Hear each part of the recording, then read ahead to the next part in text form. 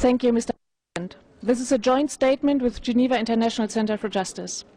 Mr. President, the UPR is one of the most important mechanisms for the promotion and protection of human rights and must be taken seriously.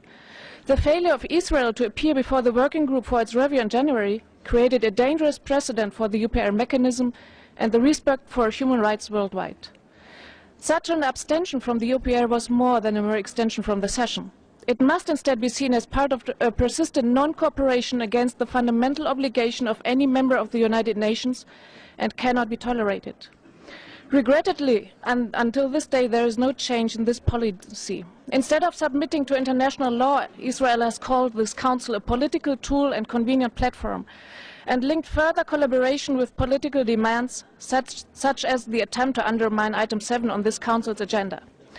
Such rhetoric is obviously part of a playing for time strategy, which gives Israel the necessary space to continue its illegal occupation of Palestinian land and creeping land annexation, further undermining the fundamental human rights of Palestinians as well as their right to self-determination.